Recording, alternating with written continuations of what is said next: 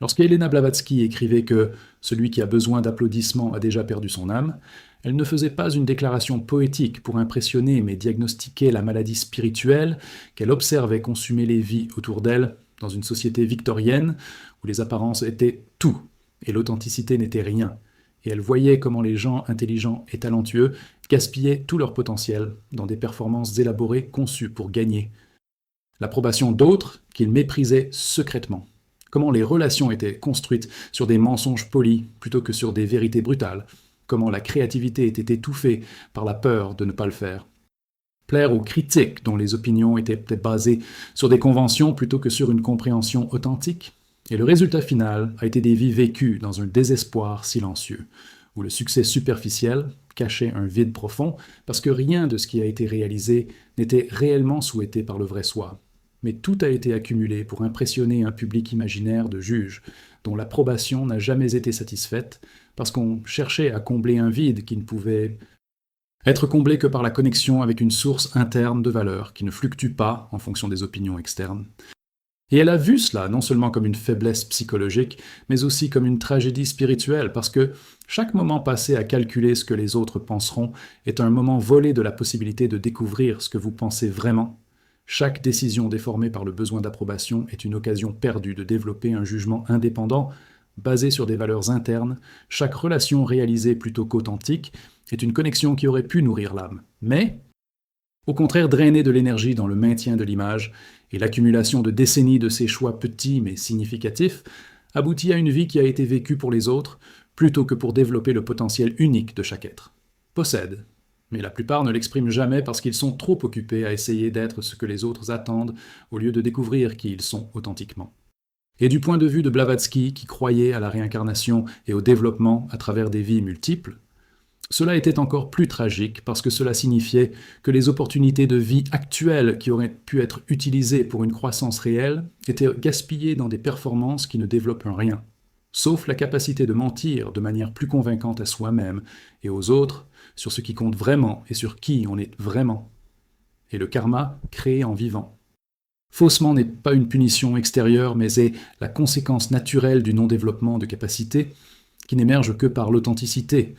Car lorsque la vie est une performance, il y a une répétition sur papier plutôt qu'une exploration de cet en territoire inexploré que se produit une véritable croissance. L'observation de Blavatsky sur la façon dont la recherche d'une validation externe se manifeste différemment chez les gens en fonction du tempérament et des circonstances, mais toujours avec le même résultat d'aliénation du vrai soi, révèle qu'il n'y a pas de forme bénigne de cette maladie. Certains recherchent l'approbation par le plaisir constant, en devenant des personnes sans opinion propre, qui sont d'accord avec celui à qui ils parlent, d'autres la recherchent, en provoquant et en défiant. Mais toujours obsédés par les réactions qu'ils provoquent, plutôt que d'exprimer la vérité qu'ils perçoivent indépendamment de la réaction, d'autres encore la recherchent en accumulant un statut et des symboles. De succès qui démontrent de la valeur au public externe, mais qui ne signifient rien pour la satisfaction interne. Et dans chaque cas, il y a le même schéma de sacrifice du vrai soi, sur l'autel de l'approbation qui, une fois obtenue, ne satisfait pas, parce que la personne sait profondément que la reconnaissance est pour la version fabriquée, plutôt que pour l'essence réelle, qui reste cachée et donc isolée, même quand il y a des foules admirant l'image publique. Et l'isolement fondamental est que personne ne connaît vraiment la personne parce qu'elle ne s'est jamais révélée authentiquement. Donc même quand il y a de l'amour ou de l'admiration, il y a toujours le sentiment que c'est pour une autre personne, pour le masque qui est présenté plutôt que pour le vrai visage, c'est caché.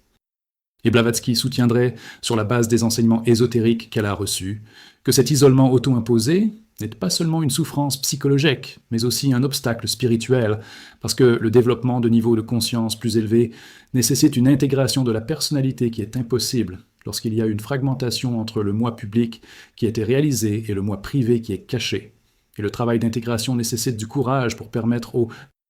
autres de voir la totalité, y compris les aspects qui peuvent être jugés négativement, plutôt que de toujours présenter seulement une version éditée qui a été calculée pour obtenir l'approbation. Le processus par lequel l'âme se perd progressivement à la recherche d'une validation extérieure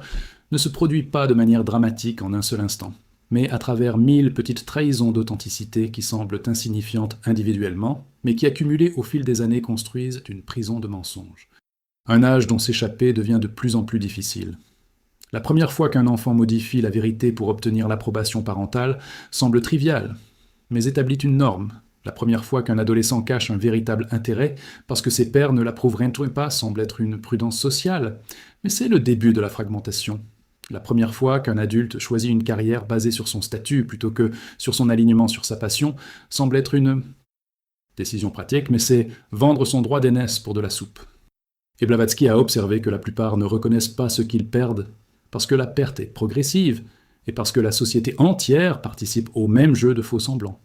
Donc il y a une normalisation de la performance au lieu de l'authenticité. Et ce n'est que lorsqu'il y a une crise comme une maladie grave, ou la mort d'un proche, ou l'effondrement d'une structure construite sur le mensonge, qu'il y a un moment de clarté où une personne voit que sa vie entière a été gaspillée en accumulant ce qui n'a pas d'importance, en négligeant ce qui compte, mais que cette perception n'a pas été cultivée parce qu'elle était trop occupée à impressionner les autres. Et la tragédie est que même lorsqu'il y a ce moment de clarté, les gens reviennent souvent à d'anciens schémas, parce que la peur du rejet qui vient de l'authenticité semble plus effrayante que la poursuite d'une performance qui est au moins familière, même si elle est vide. Et ainsi, le cycle continue jusqu'à la mort, où il y a finalement confrontation avec la vérité que la vie a été gâchée. Mais quand il est trop tard pour faire autrement dans l'incarnation actuelle, bien que les leçons puissent être transmises dans la vie suivante s'il y a suffisamment de reconnaissance de l'erreur, plutôt que de rationalisation qui maintient les illusions intactes jusqu'à la fin. La dynamique spécifique de la façon dont la recherche d'une validation externe détruit les relations intimes révèle une contradiction cruelle, où précisément les liens qui pourraient fournir un véritable amour qui ne dépend pas de la performance sont sacrifiés au nom du maintien de l'approbation d'étrangers, qui n'ont pas d'importance. Et Blavatsky l'a vu à maintes reprises, lorsque les gens ont choisi de préserver leur réputation publique au détriment de l'honnêteté dans les relations privées, où les conjoints vivaient comme des étrangers polis, gardant les apparences de la société sans jamais partager de réelle vulnérabilité, où les parents exigeaient que les enfants réussissent pour avoir une bonne image de la famille plutôt que de soutenir la famille. Développement authentique de talents uniques qui ne correspondaient pas. Attente. Et le résultat est une profonde solitude, même au milieu de nombreuses connexions, car elles sont toutes superficielles et basées sur la présentation d'images plutôt que sur la révélation de notre vrai soi. Et le paradoxe est que la peur du rejet, qui motive la performance, est exactement ce qui garantit que le rejet se produira, parce que personne ne peut vraiment aimer la fausse version. De sorte que même lorsqu'il y a des expressions d'amour, il y a toujours un doute quant à son maintien si la vérité était connue. Et la seule façon de sortir de ce cercle vicieux est de risquer précisément ce qui est le plus redouté, c'est-à-dire montrer le vrai soi, y compris ses imperfections et ses vulnérabilités, et découvrir que certains rejetteront, mais que ceux qui acceptent se rapporteront à une personne réelle plutôt qu'à une fabrication, et cette qualité de connexion, où il y a acceptation de la totalité plutôt que seulement de la version éditée, est infiniment plus satisfaisante que l'approbation superficielle de foules qui ne connaissent que le masque. La relation entre la recherche d'une validation externe et une véritable créativité est particulièrement révélatrice car l'acte de créer quelque chose d'original nécessite exactement le contraire de la recherche d'une approbation. Cela nécessite une volonté de suivre une vision interne même lorsqu'il n'y a aucune garantie qu'elle sera bien reçue. Cela nécessite une expérimentation qui inclut inévitablement des défauts, qui peuvent être jugés comme de l'incompétence. Cela nécessite une vulnérabilité pour exprimer une perspective unique qui peut révéler des différences majoritaires qui peuvent aboutir au ridicule. Et Blavatsky a souligné son propre travail en écrivant La doctrine secrète, dont elle savait qu'il serait attaqué à la fois par des matérialistes qui rejetaient toute réalité au-delà du physique, et par des religieux orthodoxes, qui considéraient les enseignements ésotériques comme une hérésie. Mais elle l'a écrit parce que sa mission de diffuser la connaissance était plus importante que de maintenir une réputation favorable parmi ceux dont l'approbation exigeait la conformité à des attentes incompatibles avec la vérité qu'elle percevait. Et le contraste est avec d'innombrables personnes qui ont des germes de talent créatif, mais ne se développent jamais parce qu'elles sont paralysées par la peur de la critique. Un écrivain qui ne publie jamais parce que le manuscrit n'est pas parfaitement poli, selon les normes imaginaires de critiques hostiles. Un peintre qui n'expose jamais parce que son style ne correspond pas aux tendances actuelles approuvées par les galeries. Un musicien qui ne se produit jamais parce que ses compositions ne sont pas commercialement viables, selon les consultants en marketing. Et dans chaque cas, il y a une tragédie au potentiel inexploité, non pas parce que les capacités font défaut, mais parce que le courage de risquer la désapprobation est absent. Et ironiquement, des œuvres qui sont finalement reconnues comme des chefs-d'œuvre. Ils ont souvent été initialement rejetés précisément parce qu'ils étaient originaux, plutôt que comme des variantes sûres de ce qui avait déjà été approuvé, ce qui montre que rechercher l'approbation universelle par la conformité garantit la médiocrité tout en risquant la désapprobation de certains par l'authenticité crée la possibilité d'une véritable contribution. L'analyse de Blavatsky du phénomène contemporain des réseaux sociaux comme une intensification extrême de la recherche de validation externe serait qu'il représente la perfection d'un mécanisme d'esclavage, parce qu'il existe désormais une quantification précise de l'approbation à travers des mesures de likes, de partages et de followers qui peuvent être vérifiées de manière compulsive en fournissant des coûts de validation ou des punitions de rejet à une échelle et à une vitesse impossibles. Dans les époques précédentes,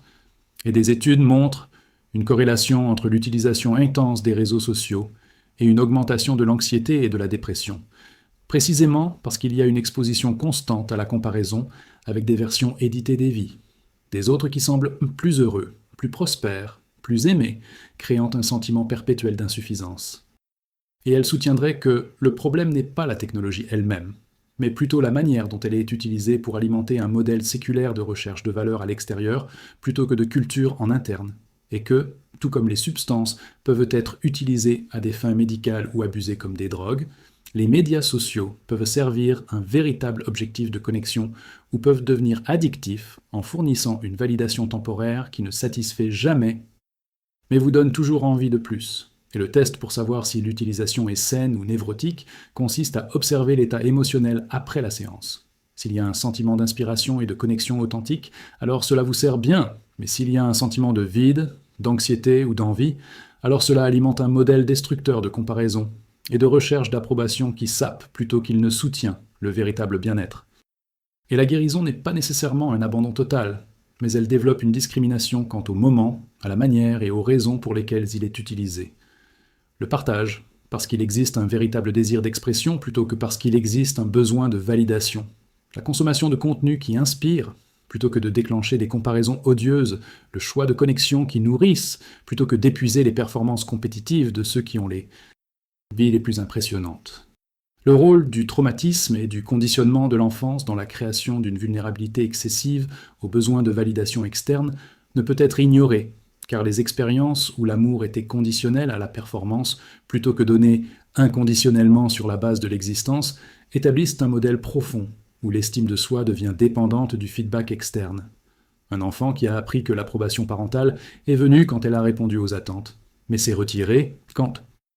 elle a échoué, intériorise le message selon lequel la valeur s'acquiert par la performance plutôt que par être inhérente. Et la compréhension de Blavatsky du karma et de la réincarnation ajouterait une couche dans laquelle les modèles ne proviennent pas seulement de la vie actuelle, mais peuvent être transmis à partir de vies antérieures, créant des vulnérabilités qui semblent disproportionnées par rapport aux expériences actuelles de l'enfance. La guérison nécessite donc non seulement un travail thérapeutique de traitement des expériences de vie actuelles, mais également un travail spirituel permettant d'accéder et de transformer les modèles de vies antérieures qui continuent d'opérer dans l'inconscient.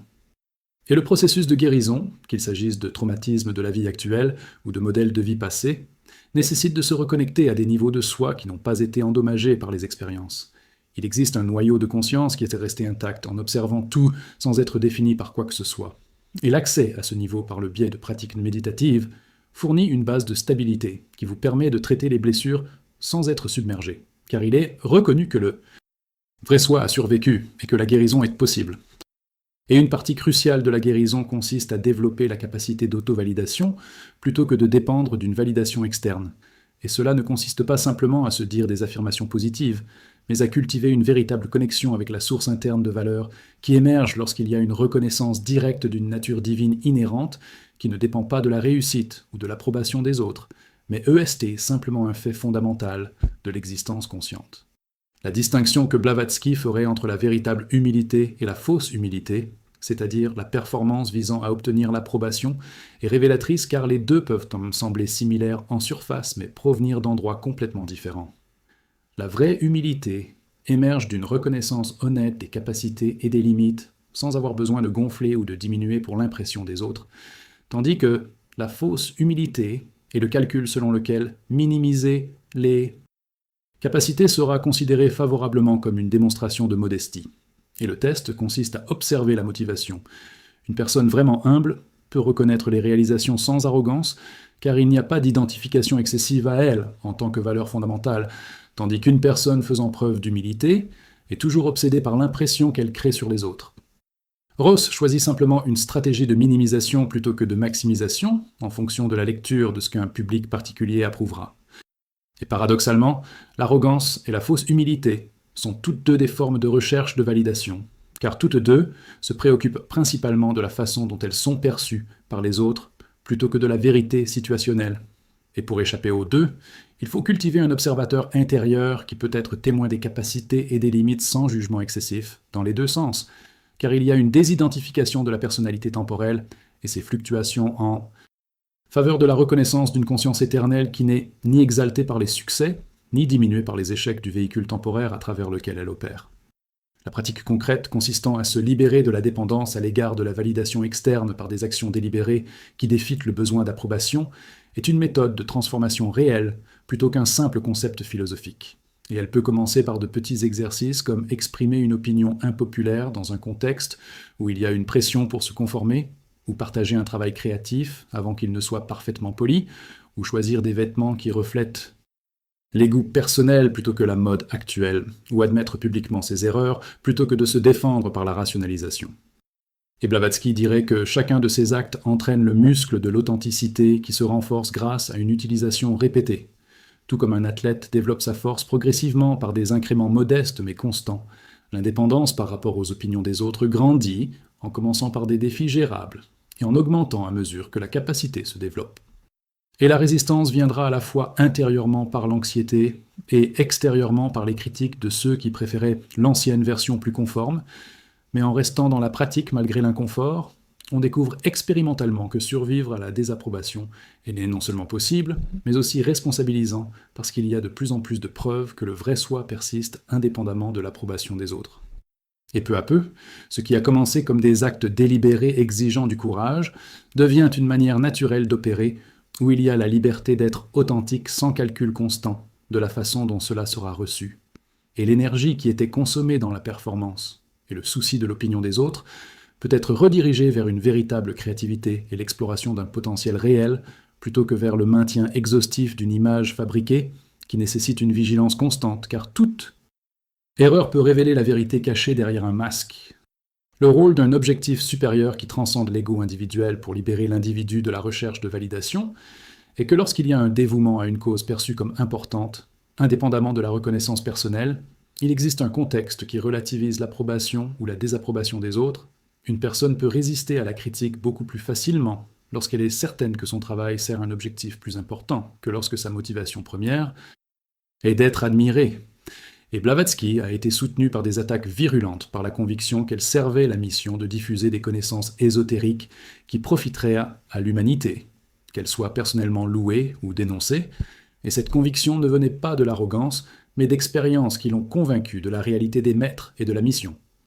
Et même pour ceux qui n'ont pas vécu de telles expériences dramatiques, il est possible de se connecter avec un but en se demandant quelle contribution unique ils peuvent apporter sur la base de talents et d'expériences particuliers. Et lorsque cela est très clair, il existe des critères internes pour évaluer les actions plutôt que de dépendre d'un feedback externe, car la question n'est pas de savoir si les autres approuvent, mais si l'action sert un objectif identifié.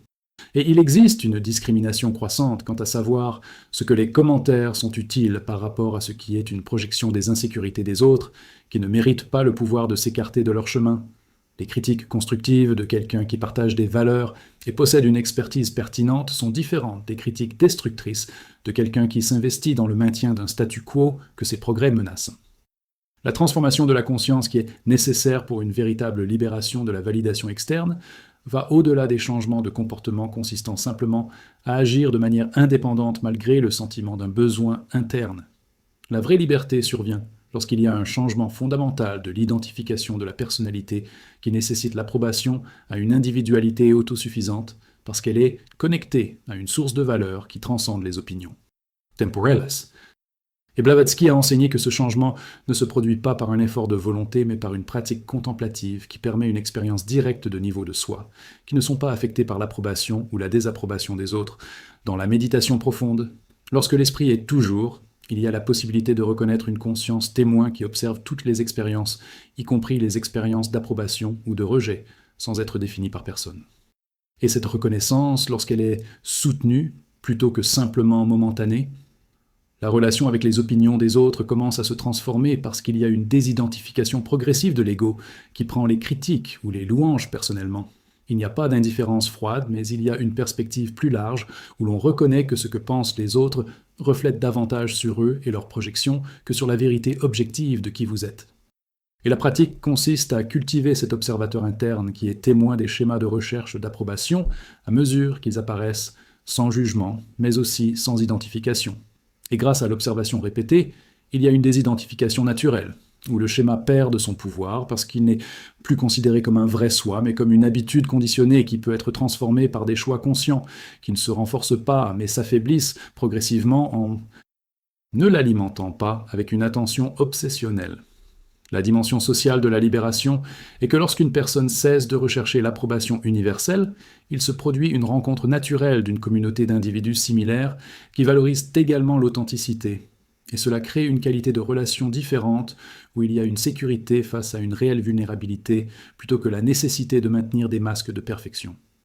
Et Blavatsky a découvert cela dans les cercles théosophiques, où se trouvaient des gens recherchant la vérité plutôt que le statut, et prêts à remettre en question le dogme même au risque du ridicule. Et ces liens étaient plus satisfaisants que l'approbation superficielle de la société conventionnelle, parce qu'ils étaient basés sur des valeurs partagées, plutôt que sur l'exercice de rôles socialement acceptables. Et le contraste est entre l'étendue des liens superficiels et la profondeur des relations authentiques. Une personne cherchant une validation externe a souvent un large cercle de connaissances, fournissant une approbation superficielle, mais manque de liens profonds parce que le vrai soi reste caché. Tandis qu'une personne vivant de manière authentique peut avoir un cercle plus petit, mais a des liens authentiques, parce qu'elle a le courage de se montrer sans défense. Et la qualité de vie est déterminée davantage par la profondeur que par le nombre, car la satisfaction vient du fait d'être connu et accepté authentiquement plutôt que faussement admiré, et il y a une immense liberté de ne pas avoir à maintenir une performance constante, mais de pouvoir se détendre, en présence de ceux qui acceptent la plénitude, y compris les imperfections, plutôt que simplement une version éditée qui a été jugée sans danger pour l'affichage public. La conclusion sur la tragédie de ceux qui recherchent une validation externe est qu'elle représente non seulement un gaspillage du potentiel individuel, mais aussi le symptôme d'un malaise spirituel collectif, où une société entière est organisée autour de valeurs qui encouragent la performance, plutôt que l'authenticité, du système éducatif qui récompense la conformité et punit l'originalité au marché du travail, qui valorise l'image plutôt que la substance, en passant par la culture des names to see. Célébrités qui idolâtrent ceux qui réussissent le plus efficacement, même si la vie privée est misérable. Et Blavatsky soutiendrait que la transformation individuelle, bien que cruciale, ne suffit pas tant que les structures sociales continuent de renforcer les modèles destructeurs, et qu'il existe un besoin d'une transformation culturelle qui valorise différentes mesures de réussite basées sur une véritable contribution et le développement du caractère plutôt que sur l'accumulation de symboles, de statuts et d'approbation de masse. Et elle reconnaîtrait qu'une telle transformation est l'œuvre de générations plutôt que d'être réalisable en une seule vie, mais que chaque personne qui choisit l'authenticité contribue au changement progressif de la conscience collective qui peut éventuellement atteindre une masse critique, là où il y a un changement de paradigme, et qu'ainsi, le travail de se libérer personnellement de l'esclavage vers une validation externe n'est pas seulement pour son propre bénéfice, mais est au service de l'évolution de l'humanité entière, parce que chaque exemple d'une personne vivant de manière authentique inspire les autres à considérer la possibilité de faire de même, et crée progressivement une culture où l'authenticité est valorisée plutôt que punie. Le rôle de la mort en tant qu'enseignant final sur l'inutilité de la validation externe est qu'au moment de la mort, où se produit une confrontation inévitable avec la vérité de la vie qui a été vécue, il n'y a plus aucune possibilité de se cacher à travers la performance. Tous les masques tombent, et il n'y a qu'une reconnaissance brutale de savoir si la vie a été vécue de manière authentique, ou si elle a été gaspillée dans la poursuite d'une approbation qui se révèle maintenant complètement dénuée de sens. Et la croyance de Blavatsky dans la continuation de la conscience après la mort, et dans la révision de la vie où il y a une expérience des conséquences de toutes les actions, soutiendrait que cette révision est encore plus intense parce qu'il n'y a pas seulement une reconnaissance intellectuelle, mais une expérience viscérale de la façon dont les choix ont affecté le développement de l'âme, et que la vie gaspillée sur la performance plutôt que sur une véritable croissance crée un karma qui doit Être équilibré dans les vies futures, en subissant les conséquences du fait de ne pas avoir développé des capacités qui n'émergent que par l'authenticité. Et elle suggérerait que la meilleure façon de se préparer à la mort n'est pas d'accumuler plus d'approbation ou de statut, mais de vivre d'une manière qui, qu'en fin de compte, il y a la paix de savoir que l'on était authentique, même imparfait, plutôt que de regretter d'avoir joué le rôle attendu par les autres, alors que le vrai soi restait non manifesté, et que la pratique consistant à affronter régulièrement la mortalité, plutôt que de la nier, peut motiver des choix plus courageux dans le présent parce qu'il est reconnu que le temps est limité, et que le gaspiller dans la recherche d'une validation qui ne satisfait pas est une tragédie qui peut être évitée en choisissant l'authenticité maintenant plutôt que d'attendre qu'il soit trop tard. Le dernier message que Blavatsky voudrait offrir à ceux qui sont coincés dans un modèle de recherche de validation externe est que la libération est possible, mais nécessite le courage d'affronter une peur fondamentale du rejet et une volonté de choisir l'intégrité, plutôt que l'approbation même lorsque le coût semble élevé, et que la récompense n'est pas nécessairement le succès mondain ou la reconnaissance universelle, mais la paix profonde qui vient du fait de savoir que la vie est vécue en accord avec la vérité plutôt que d'être gaspillée en performance. Et elle se souviendrait que du point de vue d'une âme éternelle qui traverse plusieurs vies, l'approbation ou la désapprobation au cours d'une vie particulière est temporaire et non pertinente, tandis que le développement de capacités en vivant de manière authentique a des conséquences qui persistent au cours des incarnations futures, et que choisir ainsi entre rechercher la validation et cultiver l'authenticité n'est pas simplement une question de bien-être dans la vie actuelle, mais une trajectoire de développement à travers les éons. Et le dernier encouragement serait que, même si ce modèle domine depuis des décennies, il y a toujours la possibilité de commencer une transformation,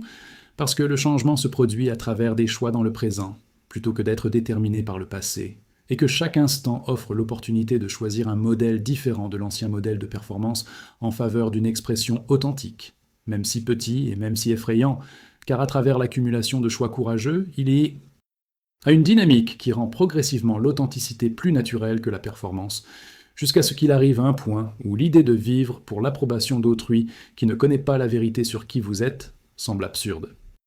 Plutôt que l'impératif qui régit chaque décision et chaque action et chaque relation tout au long de la vie, qui est finalement récupéré de l'esclavage des opinions extérieures à la liberté d'expression interne qui permet la réalisation d'un potentiel unique qui était latent pendant des années ou des décennies de conformité, mais qui peut s'épanouir quand il y a le courage de risquer la désapprobation en faveur de l'intégrité qui est la seule récompense qui satisfait, parce qu'elle vient de l'alignement avec le vrai soi, plutôt que d'être donné par d'autres, dont l'approbation a toujours été conditionnelle et temporaire, et n'a donc jamais pu combler un vide qui ne peut être comblé qu'en se reconnectant à la source interne. De valeur qui ne fluctue pas en fonction des circonstances extérieures, mais reste stable parce qu'elle est ancrée dans une réalité éternelle de conscience qui transcende toutes les performances temporelles des personnalités qui vont et viennent à travers des cycles d'incarnation, mais jamais toucher l'essence qui reste immuable et autosuffisante, ne nécessitant la validation de personne car son existence ne dépend pas de la reconnaissance des autres, mais simplement. C'est un fait fondamental qui précède et survit à toutes les opinions temporaires sur ce qui devrait être plutôt que sur ce qui est authentiquement, lorsque les masques sont enlevés, et que la vérité est finalement révélée, à la fois à soi et à ceux assez courageux, pour témoigner sans jugement, mais avec l'acceptation de la totalité, y compris la lumière et l'ombre qui, ensemble, constituent la complétude de l'être humain, qui est toujours plus complexe et intéressante que n'importe quelle version éditée pourrait capturer, parce que l'édition, par définition, supprime plutôt que révèle, et donc, une personne qui agit pour obtenir l'approbation présente toujours moins que la plénitude, tandis qu'une personne vivant de manière authentique offre la richesse complète de l'expérience et de la perspective qui ne peuvent émerger que lorsqu'il y a la liberté d'être complètement plutôt que stratégique.